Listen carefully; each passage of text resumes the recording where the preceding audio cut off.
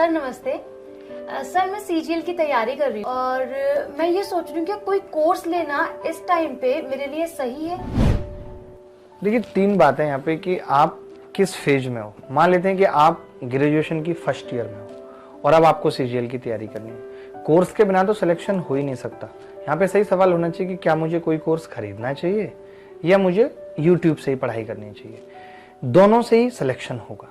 यह आपके ऊपर डिपेंड करता है कि आप लाइफ में कितने डिसिप्लिन हैं और आप कितने स्ट्रक्चर्ड हैं और आपको कितनी समझ है कि कोई आपको सच में सिखाना चाह रहा है या कोई आपका काट रहा है। ये आपको देखना है। मान लेते हैं कि आपको इतनी समझ है। मैं समझता हूँ कि अगर आप ग्रेजुएशन फर्स्ट ईयर में तो इतनी समझ आपके पास नहीं होती है, तो जरूरी नहीं है कि आप कोर्स लो, लेकिन आप 2-3 महीने यूट्यूब पे भी स्क्रॉल करके ये सीख सकते हो कि अगर आप एसएससी की तैयारी कर रहे हो तो एसएससी है क्या, इसके अंदर क्या क्या आता है, क्या क्या इसके लिए एलिजिबिलिटी चाहिए, कितने दिन तैयारी करनी पड़ेगी। और इस दौरान मान लेते हैं आप ग्रेजुएशन फर्स्ट ईयर में हो तो आपको टारगेट करना चाहिए कि आप सीएचएसएल का एग्जाम टारगेट करो अगर आपको आगे सीजीएल निकालना है तो। मान लेते हैं कि आपका ग्रेजुएशन हो चुका है और अब ये आपका पहला ही अटेम्प्ट है अभी, और आपकी एक बेसिक तैयारी है, आपको बेसिक अच्छे से आता है, लाइक आप इंजीनियर हैं या आपने ग्रेजुएशन में गणित पढ़ा है या फिर आपका 12th तक गणित अच्छा था और आपको लगता है कि गणित मेरे लिए उतनी मुश्किल नहीं है, तो भी आप 3-4 महीने की तैयारी में निकाल सकते हो। अब ये आपको देखना है कि यूट्यूब से पढ़ के कहीं ऐसा तो नहीं है आप पढ़ाई यूट्यूब पे 1 घंटा कर रही हैं और 2 घंटा समय खराब कर रही हैं।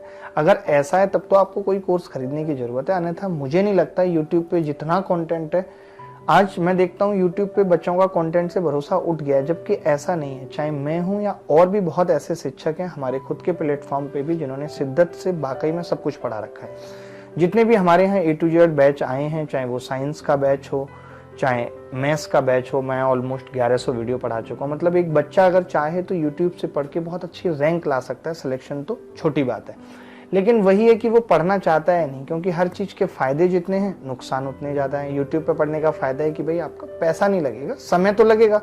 अगर आपने वो समय की नहीं और वीडियोज में जाया करना शुरू कर दिया तो फिर आपके लिए मुश्किल है। तो ये आप पे डिपेंड करता है कि आप हैं कैसे। अगर आपको अब बचे हुए 4 महीने में निकालना है और आपको लगता है कि यार यूट्यूब में समझ नहीं आ रहा कि मैं सिलेबस पूरा कर पाऊंगा नहीं, तो आप कोई भी टारगेट ओरिएंटेड बैच लेके पढ़ाई कर सकते हो अगर आपके पास पैसा है। और पैसा नहीं है तो फिर आपको यूट्यूब से ही तैयारी करनी है और अपने मन को दबा के रखना है कि अभी जो भी टेम्परेरी फन है, कॉमेडी वीडियोज हैं, रोस्टिंग वीडियोज हैं, कंट्रोवर्सी हैं, इन सब से मैं अपने आप को कैसे बचाऊं, क्योंकि ये सब तो होता रहेगा। सर आपने बिल्कुल ठीक बोला। मैं ग्रेजुएशन हूँ, अंडर ग्रेजुएट हूँ और मैं ये चाहती हूँ कि मेरी ग्रेजुएशन यानी कि मेरी जो कॉलेज की पढ़ाई है वो भी टाइम से चलती रहे और मैं अपनी तैयारी भी जो है वो भी टाइम से करती रहूँ, ताकि जब मैं ग्रेजुएट हो जाऊँ मैं अपना सीजीएल के एग्जाम को दे पाऊँ। हाँ, तो आप वही आप रूटीन बना लीजिए कि मैं रोज 3 घंटे कॉलेज से आने के बाद पढ़ूंगी और 3 घंटे में मुझे ये 2 सब्जेक्ट्स खत्म करने हैं। मुझे मैथ्स अभिनय मैथ्स से पढ़ के खत्म करना है, मुझे साइंस एसएससी अभिनय मैथ्स से पढ़ के खत्म करना है। या फिर आपको लगता है कि नहीं मेरे पास तो पैसे भी हैं और मैं यूट्यूब फोन में नहीं रखती, बहुत मेरा समय खराब होता है, तो आप कोई भी कोर्स ले सकती हो अभिनय मैथ्स ऐप से या कहीं से भी जहाँ पे आपको लगता है कि आपके हिसाब के टीचर हैं। आप किसी टॉपर से भी सजेशन ले सकती हो, तो वो आपके ऊपर है कि आप पढ़ते कैसे हो। फिर आपको करना क्या होगा, जैसे अभी आपके पास वक्त है तो आप नोट्स बनाना चालू रखो। अभी एक बार कोर्स लेके कहीं से भी नोट्स बना लो, उसके बाद जब आप तैयारी में आओगी प्रॉपर तब आपको सिर्फ प्रैक्टिस करना रह जाएगा, क्योंकि नोट्स बनाने की जो स्टार्टिंग की फेज है उसमें 3-4-5 महीने खराब होते ही होते हैं। ठीक है सर। और मेरा बैकग्राउंड जो है वो बायोलॉजी से है, मैथ्स से मेरे को बहुत डर लगता है, इसके लिए क्या करूं मैं? बायोलॉजी से बैकग्राउंड है? हाँ जी। तो पहली बात तो ये आपकी गलती रही कि आप बायोलॉजी से बैकग्राउंड आपने रखा, आपको बनना चाहिए था डॉक्टर और आप आ गई इधर एसएससी की लाइन। ऐसा होता है ना कि फैमिली के अंदर रहते हैं, गवर्नमेंट, पापा जी गवर्नमेंट जॉब पे, मम्मी गवर्नमेंट जॉब पे, तो थोड़ा सा पेरेंट्स अपने से भी एक्सपेक्ट करते हैं कि बच्चा भी मेरा जो वो गवर्नमेंट सेक्टर में। तो मैं वही कह रहा हूँ ना, उनको भी पता होगा कि गणित आती थी एग्जाम में, बायोलॉजी से गवर्नमेंट जॉब नहीं मिलती थी, बायोलॉजी से नीट निकलता था, यही पीएमटी निकलता था और हम डॉक्टर बनते थे। बट कोई बात नहीं, हम आपने गलती कर दी है। बट एसएससी का गणित उतना मुश्किल नहीं है, बस ऐसे ही हवा है कि बहुत मुश्किल है, गणित है तो पता नहीं क्या है। अब तो गणित का वेटेज भी इतना कम हो गया है कि प्री में क्वालिफाइंग और मेंस में 90 नंबर का आता है, तो उतना मायने नहीं है। और अगर आपने गणित 10th तक तो पढ़ी होगी ऑलमोस्ट, और 10th वाली गणित आती है, बस उसी को थोड़ा ठीक तरीके से ऐसे पढ़ना है कि आप कम समय में ज्यादा सवाल कर पाए। आपने सुना होगा बहुत सारे टॉपर रिकमेंड करते हैं, हमारा एक 88 डेज वीडियो कोर्स है यूट्यूब के ऊपर। हाँ सर सुना है, बहुत सुना है इसके बारे में। तो मेरा वो मेंस का कोर्स है जो मैंने 2017 को बेस मान के 2018 में मेंस में बच्चों को पढ़ाया था और तमाम टॉपर उससे पढ़ के सिलेक्ट हुए हैं। थोड़ा सा उसमें अपर लेवल था, हाई लेवल था, तो मैं खुद ही देखता था कि यार ऐसा एक और कोर्स कुछ नया बना दें। तो अभी हमने एक 88 डेज वीडियो कोर्स लेटेस्ट बनाया भी है हमारी ऐप पे, तो वहाँ से भी आप गणित के नोट्स बना के प्रॉपर प्रैक्टिस कर सकते हो, क्योंकि उसके अंदर हमने प्रैक्टिस भी डाली है, 15 मॉक टेस्ट भी लाइव करें, ये सारी चीज़ें रखी हैं। और बाकी अगर आपको लगता है कि नहीं मुझे गणित बहुत अच्छे लेवल की सीखनी है, तो आप YouTube से भी वो 88 डेज वीडियो कोर्स पढ़ सकते हो, A to Z quant course पढ़ सकते हो, A to Z क्वांट 2.0 पढ़ सकते हो। सर बाकी जैसे कि पहले जैसा पैटर्न था, अब पैटर्न में भी बदलाव आया। पहले हम खाली पेपर 1 के लिए जीएस वगैरह पढ़ लेते थे, अब हमें पेपर 2 के लिए भी जीएस पढ़ना, और नए नए सब्जेक्ट्स सीजीएल ने मतलब सीजीएल में ऐड कर दिए।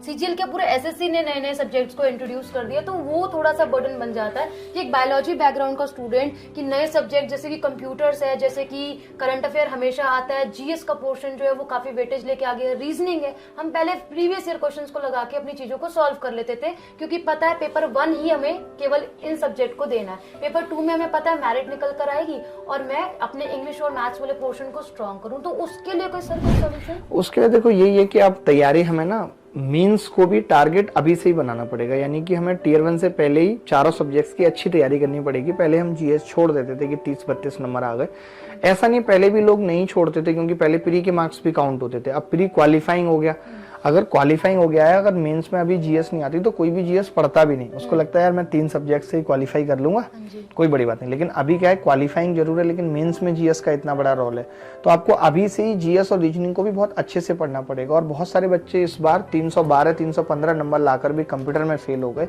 उन्होंने बहुत बड़ी भूल की। तो कंप्यूटर भले ही क्वालिफाइंग है लेकिन आप उसको भी हल्के में नहीं ले सकते। आपको कंप्यूटर की तैयारी के लिए आप ये जरूर कह सकते हो कि मैं प्री के बाद स्टार्ट करूंगा, लेकिन बाकी के जो 4 सब्जेक्ट्स हैं उसकी तैयारी में पूरी 0 से लेकर के टॉप लेवल तक अभी से करके चलूंगा, ताकि मैं सिर्फ प्रैक्टिस करूं, रिवीजन करूं और मॉक दूं प्री और मेंस के बीच में जो वक्त मिलेगा उसमें। ठीक है सर, क्योंकि प्रीवियस ईयर क्वेश्चन को ही ध्यान में रखते हुए हम चीजों को करते थे, और अब प्रीवियस ईयर क्या खाली एक ही हमारे पास बचा है जो कि अभी पैटर्न चेंज हुआ है, तो उसको मद्देनजर रखते हुए कि अगर हम पूरी तैयारी करें तो हमारा ये सारा का सारी चीजें जो है वो इजीली हो जाएगी और काफी समय भी मिल जाएगा हमें रिवीजन करने का। जैसी शकल वाली एक लड़की कंप्यूटर पढ़ाती भी है एसएससी अभिनय मेंस पे, बहुत आसान बनाया है उसने कंप्यूटर को, तो आप वहां से भी कंप्यूटर सीख सकती है। सर एक चीज और पूछनी है, काफी लंबे समय तक जब हम पढ़ते रहते हैं तो हमारा कंसंट्रेशन लेवल भी कहीं ना कहीं जाके ब्रेक हो जाता है, तो उसके लिए क्या करें कि हम लंबी एक तैयारी कर सके, एक लंबे समय तक कि अपना टारगेट जो रही उसको कंप्लीट करें? क्योंकि देखो अभी भी मैसेज आ गया ना मेरे पास, तो ये डिस्ट्रैक्शन बहुत ज्यादा है सर। नहीं देखो, आपने कमाल की बात पूछी है कि कंसंट्रेशन नहीं बन पाता। देखिए सारी चीज़ें इंटरेस्ट पे डिपेंड होती हैं। हम 3 घंटे की मूवी बिना किसी डिस्ट्रैक्शन के देख लेते हैं या 10 मिनट के ब्रेक के देख लेते हैं। तो एक तो कंसंट्रेशन के लिए ज़रूरी है कि मैं प्राइम टाइम, हर आदमी का ना एक प्राइम टाइम होता है या हाई टाइम होता है जब उसे कुछ भी आप पढ़ा सकते हो, तो आपको उस दौरान ऐसे सब्जेक्ट्स पढ़ने चाहिए जिनमें आप बोरियत फील करते हो, लाइक जीएस। सुबह जग के आपको फ्रेश मूड है, आप जीएस पढ़ो, क्योंकि मैथ्स अगर आपका फेवरेट सब्जेक्ट है तो वो आप खराब से खराब टाइम में भी अच्छा परफॉर्म कर लोगे, आपको मजा आएगा गणित पढ़ने में। अब रही बात डिस्ट्रैक्शन की, कि आज के दौर में मोबाइल एक सबसे बड़ा डिस्ट्रैक्शन है, बट बिना मोबाइल के काम भी नहीं है। आज हम जो कहते हैं कि हमें वक्त नहीं मिल पा रहा है, वक्त की कमी है, उसकी सबसे बड़ी वजह यही है कि हमारे पास, जैसे आपका मैसेज बजा, आपने तुरंत देखा, अब एक व्हाट्सएप पे मैसेज आएगा तो जिस काम के लिए आप फोन उठाओगे वो काम तो हम भूल ही जाते हैं। उसके बाद मेल आ गए, 3 फेसबुक पे मैसेज आ गए, हाय रिया क्या कर रही हो, अरे तुम्हें अभी भी ऑनलाइन देखा, मतलब मैं तो लगा यार रिया दिन में कैसे ऑनलाइन आ सकती है। तो फिर व्हाट्सएप पे मैसेज आ गया, हाय यार क्या कर रही हो, मेरा तो आज बड़ा मूड ऑफ है, चल गोलगप्पे खाने चलते हैं। तो ये सब चीज़ें तो देखो रहेंगी, और फिर आप वहीं से डाइवर्ट हो जाते हैं। आपको लगता है कि छोड़ना है यार, एक ही ज़िंदगी मिली है। बहुत सारे लोगों को ये लगता है, पता है, पढ़ते वक्त भी एक ही ज़िंदगी मिली है यार, इसको जी लेते हैं। देखो एक स्टेबल लाइफ चाहिए, तो अभी के टेम्परेरी फन को मिस करना पड़ेगा, कुछ एक साल, कुछ एक महीने, इसी को तपस्या कहते हैं। जो लोग तपते हैं उनको ये अच्छा फल भी मिलता है। तो इसके लिए मुझे जो चीज़ समझ आती है, मैं अपने विद्यार्थी जीवन में भी करता था, अभी भी करता हूँ, क्योंकि इतने सारे लोग मुझसे जुड़े हैं, कि मैं फ़ोन का नोटिफिकेशन ऑफ रखता हूँ। मुझे ऐसा लगता है कि कुछ इतना अर्जेंट तो नहीं है, मैं 1 घंटे के अंदर फ़ोन देख लूँगा, या मैं जब पढ़ने बैठ रहा हूँ तो मैं मम्मी पापा को ये कह के बैठ सकती हूँ या बैठ सकता हूँ कि मैं अभी 2 घंटे पढ़ाई करूँगा या मॉक दूंगा, उसके बाद बात होगी। कुछ इमरजेंसी हो तो आप रूममेट के नंबर पे कॉल कर लेना, या ऐसी कोई इमरजेंसी होती नहीं है। जब तक आप कुछ नहीं कर रहे हो तब तक ना तो आपसे कोई डिसीजन पूछ रहा है, ना आपके डिसीजन की कोई वैल्यू है, तो कोई ऐसा आपके साथ इमरजेंसी आती नहीं कि आपके बिना कोई काम रुक रहा है। जब आप, हाँ, तो इससे अच्छा है कि आप मोबाइल को, जो मोबाइल डेटा है, जितनी देर आप पढ़ने बैठो स्विच ऑफ कर लो। मैं बहुत बड़े बड़े ऑफिसर्स और बहुत बड़े बड़े लोगों को भी जानता हूँ जो ऐसे ही करते हैं, तुरंत मैसेज के रिप्लाई किए फिर मोबाइल डेटा ऑफ कर देंगे। होता क्या है कि जब आप मैसेजेस देखते हो, आपने 2 के रिप्लाई करे तो 3 के और आ जाएंगे आपको ऑनलाइन देख के, फिर उनको लगेगा यार, फिर आप पे ना एक मोरल जिम्मेदारी बन जाती है, यार अब मैं इसका रिप्लाई नहीं करूंगी तो ये गुस्सा हो जाएगा, ये गुस्सा हो जाएगी, अरे ऑनलाइन रह के भी मेरा रिप्लाई नहीं करा। और कई बार ऐसे लोग होते भी हैं जो लिख देते हैं, मुझे लोग लिख देते हैं ऑनलाइन रह के भी रिप्लाई नहीं कर रहे, इग्नोर कर रहे हो क्या, क्योंकि लोगों को पेशेंस नहीं है बिल्कुल भी। इससे अच्छा आप देखो, मैं तो कहता हूँ मोबाइल का डेटा ऑफ करो, फिर मैसेज देखो, फिर देखो किस किस के रिप्लाई करने थे उनके रिप्लाई करे, फिर ऑन करके फिर रख दो फोन। ये सही आइडिया सर। मैं तो हमेशा यही करता हूँ, नहीं तो आपको क्या होगा कि आप एक उस चैन में फंस जाओगे। उसने पूछा, आजकल लोग एक बारी में पूछते भी नहीं, पहले कोई पूछेगा हेलो, फिर आप लिखोगी हाय, क्या चल रहा है, फिर आपने कहा फाइन। एक लंबी ऐसी कड़ी, हर आदमी ये चाहता है कि हम उसको 10 मैसेज में बताएं। अरे हम काम के लिए फोन का इस्तेमाल करें ना, जिस चीज के लिए आपको अगर कोई काम है, आपको मेरे से 250 रुपए का पेटीएम चाहिए तो सीधे बोलो ना भाई कि मोबाइल रिचार्ज करना है। आप इतना घुमा क्यों रहे, और भाई क्या चल रहा है, तेरा तो सब सही चल रहा है, ऐसे बोलते होंगे, और तू तो अच्छा छाप रही है, हो जाती है, फिर हम खो जाते हैं कि हम कर क्या रहते हैं, वो एक्चुअल हम उस पॉइंट से ही भटक जाते हैं जो जरूरी होता है। तो चले, बहुत अच्छे अच्छे सवाल आपने पूछे, और मैं चाहता हूं हर एक विद्यार्थी को कि देखिए कंसंट्रेशन, कंसिस्टेंसी, ये सब चीजें बहुत जरूरी हैं, और ये तभी बन पाती हैं, इन सब चीजों की भी हमें आदत डालनी पड़ती है।